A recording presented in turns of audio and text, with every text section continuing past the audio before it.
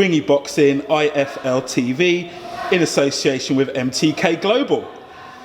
I'm here with a savage one. Yep. Sam Eggington, just had a workout. See me burst through the door. Thought you'd escape me yesterday. Never, brother. I tried again, I did. You tried. How you feeling, man? Everything good? I'm good, mate. Yeah, everything's going well, so I can't complain. What have you been doing today then? Just a little bit of sparring? Nice swim this morning, and then a bit of a hard workout tonight. Yeah. So, how are you feeling ahead of this fight then? It's a big one, isn't it? It's a massive event. It's big, but like I said to someone else, it's a win-win. All I have to do is go there and put up a good performance. I genuinely believe, with a good camp, and the fights that I do so bad in are the gimmies, are the fights that I'm meant to win. I was saying again yesterday, I'm never as nervous as when I'm fighting someone that everyone says, oh, Sam's going to beat him. I get so nervous, it throws me. It's a harder fight that people think Sam's going to lose or Sam's going to, it's going to be a hard fight. It's the ones that I can get up for, and I can, I kind of go in with no stress. You beat me to it. That's what I was going to say, because as you just said then, like the Malinaji and the fights where people sort of were underrating you. You go in there and you that's where you perform. Yeah, it's always my best performance. I mean, I'm not saying Liam Smith's anything like the people I'm about to say, but Glenn fought. People thought that was going to be a hard fight. Probably my best performance. Shane Singleton, he was 20-0 at the time. People thought I was going to lose that. That was probably that was a really good performance. There was just it's all the Gavin fight mainly is the one that everyone thought I was just going to go in and get picked to bits. But it's always the hard ones, the ones that people don't think I'm going to win. It's the ones that I always seem to get up for and pull a good performance off. Tell me about Sam Eggington before boxing, man. What was you like before boxing? You went, oh mate. Was your nightmare? Yeah, I was bad. Everyone else, but yeah, I think I was pretty bad, to be fair. I mean, it weren't. I had a job. I had my son at 17, so I had to do something. It got real really quick. Yeah, it does, doesn't it? When the kid comes along, I know the feeling, brother. So yeah, I was just just living the normal life. I'd be out the weekend and I'd go to work Monday to Friday, and it was just a standard life. I mean, before the missus, like my girlfriend and the kids, it was probably a bit worse. But as soon as I had my son, I always knew that you can't have kids and piss about. I knew that it's time to knuckle down and do something. It weren't boxing. I was a forklift driver, so I got a forklift job, and I was happy with that at the time. So. And how did the boxing come about? How did you? I went. Well, I'd done amateur boxing when I was about 16. Like I say, I got my missus. She got pregnant pretty quick, so going out Monday, Wednesday, Friday, and some weekends to train, it just weren't gonna happen. So I kind of quit the amateur boxing, got myself a job, like I said, and Craig Cunningham, we boxed at the same amateur club, right? And he obviously turned over properly. And I heard about this journeyman stuff. I don't know where I heard it from. I think it was an old boxer, an old bloke who used to box, and he was talking about it. And I was like, I'd have a bit of that. You go away every week, win, lose or draw, you earn a bit of, quite good money. Considering you can get out every week as well. I thought I'd have a bit of that, and that's where it's all snowballed from. That's an interesting perspective. So you sort of come into it thinking, well, I'll see what the journeyman scene's got, and then it's things of. I knew nothing about pro boxing in general. Right, I got you. Yeah, okay. I didn't know how to turn professional. I didn't know where to go, how it works. I just ran Craig. I said, look, Craig, you go to you're pro. How do I do this? And he went, come up and speak to John at the time. So your first fight was at the Midland Stephen Pearce, was it? Midland's title, yeah. Well, what can you remember from that fight? It was a big fight for us, because I know I'm from Smethwick, but I live in Stourbridge, Dudley.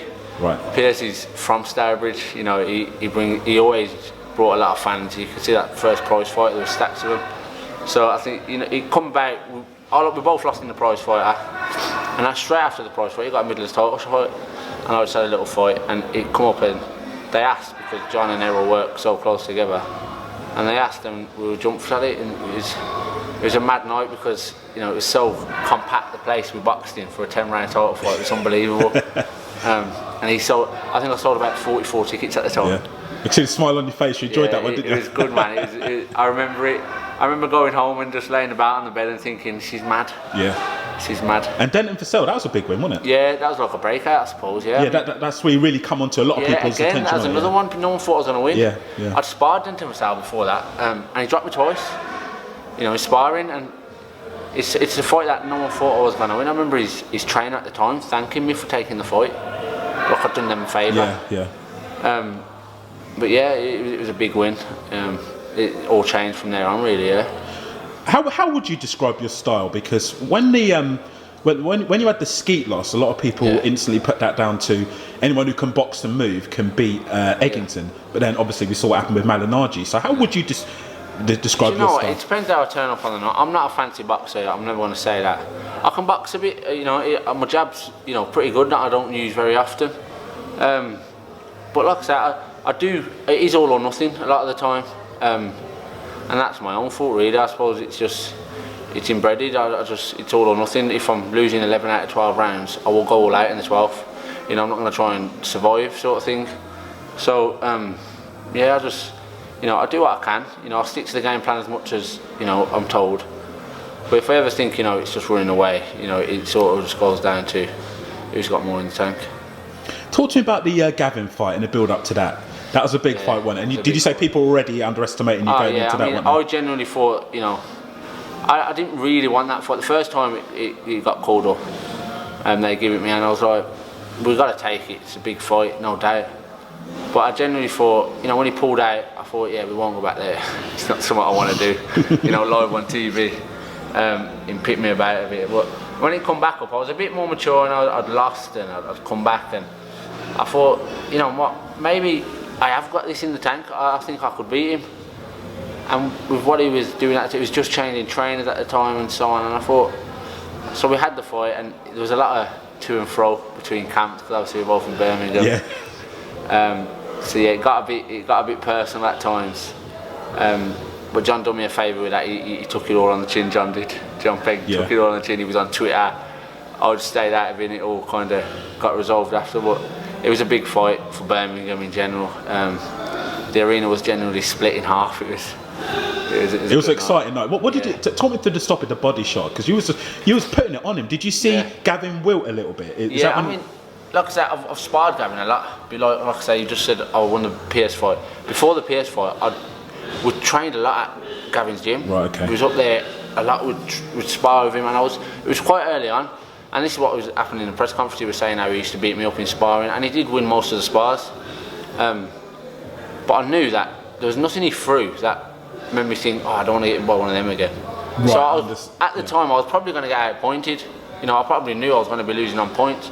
But I thought, there's no chance he can keep it up. And if I catch him a few body shots, everyone knows Frankie's a bit loose around the sides. And I thought, we'll just go at it. And that's what I've done. I just thought, I'll just pressure him all night. Whether he wins it, if he had to win a round, he was going to be knackered at the end of it. And that was my plan in general. I mean, I had little plans off John and Soggy and Louis and what to do and how to do it. But I thought, as long as he's knackered at the end of every round, I will get him in the end. Yeah, that's when I'm thinking of the fight. That's what I always think of you coming on strong. You might have had success beginning, but towards the end of the round, you're pushing it. And that's obviously you got the stoppage. And that was it, because he was catching me with some sweet big overhands, but there was nothing. I think Frankie will tell you himself, he's not a super puncher, but there was nothing that was there that was going to stop me from coming forward, and that was his downfall on the night, I think. What did you think of his get it right? The Loranga fight. I don't think. It's a bit of a beast, that guy. He is. He's got a good fight next as well, hasn't he? Who's he fighting next? Eggington. Oh, is it? Yeah. I've known it myself. I should have been up on that. But I think Frankie travelling. I don't think Frankie's a good traveller in general. Right. Okay. But you know what? You can't take it away from that kid. I mean, Skeet's gone out. Everyone that he's fought, he's pretty much put out near enough. So he's good at what he does. I think if Frankie was a bit more, if he put more dedication, he'd have probably been in there much longer than he was. It was a good fight. He's a good kid. And the Magic Man, one of my favourite boxers, man. How could you do that to me, man? Oh, mate, I love him, man. I do. Every time he comes to Britain, he rings me and John. We go for dinner most times. Oh, is that? Oh, that's good. Yeah, he's good. Honestly, John's regularly sending him sparring clips, and he tells me what to do, how I'm doing good, and so it was great. How did that fight come about? That offer? What did you think? I don't know, honestly. It just. I don't really know how it came about. Do you know what? I know a kid, believe it or not, called Sam Eggington. Yeah, and he trolling me. messaged. David Haye was doing a Q&A. Is it actually called Sam Eggington? His name is Sam Eggington. That's his name, spelled the same and everything. And he put to David Haye just a question in general, saying, is Sam Eggington fighting Paulie Malignaggi, or is Sam Eggington on the bill? It was obviously the first Bellew fight. And he put back, yeah, you're fighting Malignaggi, good luck. Because obviously he fought him with me. Yeah. And then that geezer messaged me saying, yeah, look at this, you're fighting Malignaggi. And I was like, I'm going to have to... And we rang up and they said, yeah, it's in negotiations and so on. And then a few videos come up of Malignaggi and David Haye saying, yeah, Sam's got to get ready and that. And so yeah, it was really weird. The kid, like David Haye thought that Sam Eggington was me. Yeah. And he was like, yeah, you're fighting Malignaggi, good luck. And then that Sam Eggington got hold of me. It was really weird. But when going into that fight though, did you think the way that he moves and he slips and he tricks that you're going to have issues? Did that worry, or did you just think if I always stick to my plan, I'm going to be... It generally did. I mean, because I was mandatory for the European at the time. That's like, yeah. So I'm saying to people, forget the Malignaggi fight. We don't need it. We're mandatory for the European. Let's have a tick over, and then we'll go straight into the European sort of thing. But being on a pay-per-view against a former world champion, I didn't really think of that at the time. But when I started thinking it over, I thought probably beating Malignaggi would probably be better than winning the European at the time. So I thought, yeah, we'll go for it. But it was a nerve-wracking fight. I mean, when I got in the first 3 or 4 rounds, I kind of was starstruck in a way. Yeah. But yeah, past that, I kind of put that in my head and got to work, sort of thing. But yeah. Talk me through the finish. Oh, the body shot. Yeah. The body shot. It's something that I throw quite often. Big left up to the body. You know, it was quite nice against Malignaggi, though, to be fair. A little tap to the head, and I didn't really feel it. And I saw him fold, and I thought, because John was like, you know, like you get little things like when someone goes down, you go to the neutral corner, and your coach is telling you what to do. Yeah. And I saw John like sort of telling me what to do, and then just like he saw Malignaggi and he was like, it's over, sort of thing. It's right, it's done. Yeah. Yeah, because Malignaggi was folding in our corner, wasn't he? In the end, he rolled over to our corner, and John was like, yeah, it's over. But yeah, it was a big win. It was a crazy week, if I'm honest, because obviously I've never been there for a whole week. Normally I go up on the day of the weigh-in, and I'll stay there from the weigh-in. Being there from the Tuesday, Wednesday for the whole week, the pay-per-view thing at the L2 was a whole different ball. That was big for you, man. That might be bigger than you realised, but that was a big win for you. Yeah, it weren't so much at the time. At the time, I was just taking it in. It was. I don't like staying away from home, so I was a bit pissed that I was had to stay away from home. If I'm honest. And it's not until I sit here and think back and think, that was huge. Yeah. I was fighting Paulie Malignaggi. Yeah. Even if I wasn't fighting Paulie Malignaggi, just to be co-main event. Yeah. Or just before the main event on a pay-per-view card like that was massive. So to be fighting Paulie Malignaggi as well, I think back and I think, I wish I'd took it in more. Yeah, enjoyed the moment. I suppose if I do, then you'll get more nervous about it. Because I'm not a super boxing fan, I don't love it as much as some do. Oh really? Okay. To me, it's like I could be boxing in the back garden. Yeah. It don't matter. Like the crowds and so on are just there, for their benefit. I mean, it's nice to have support, but I'd do it anyway, sort of thing.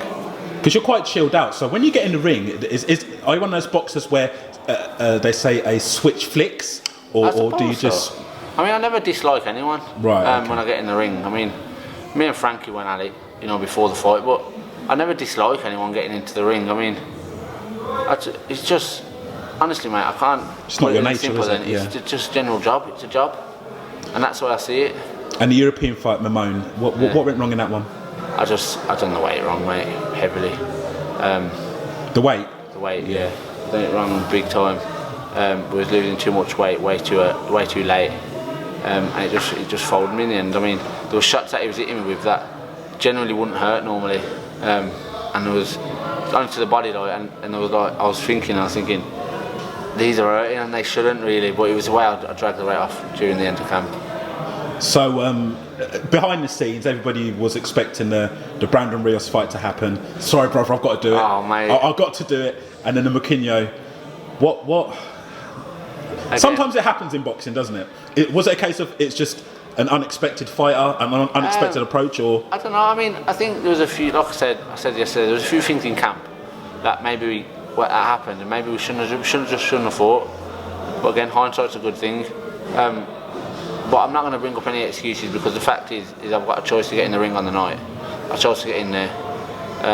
So it's my own fault for what happened. So it is what it is. He come, he done his job, and he went home happy. And that's it.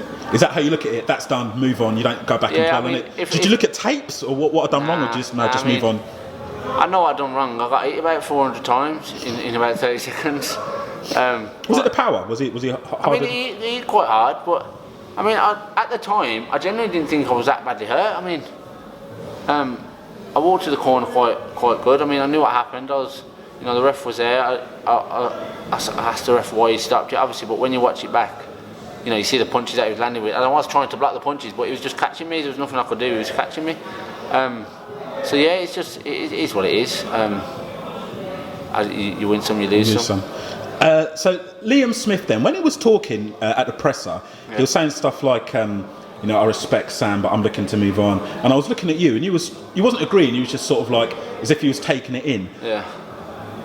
Do you feel he's overlooking you? Do you feel disrespected? I don't think Liam Smith's that sort of person. I think he takes every fight as serious as the next. But he's bound to say that. Look at the people he was talking about yesterday. He's fought. If he thinks if he talks about me as such a big job, then he's not going to move on, I suppose. Whereas I'm seeing Liam Smith as a former world champion. When I beat him, the doors open all over the place. Whereas for Liam, I suppose the doors were already there. I'm just his tick over. And I think that's why he's got to talk about me, because that's why people are seeing it. That's a question I was asking a few people yesterday, like Eddie and even Liam.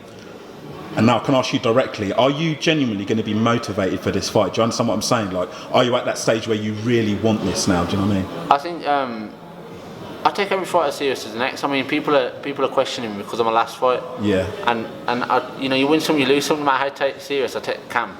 If you get caught, you get caught. That's it. I take every fight serious, and this is a big fight for me. And like I said, it's a big fight that I get up for, and I pull off a good performance, and I want to put everything into this camp. What problems do you think Smith's going to give you mainly?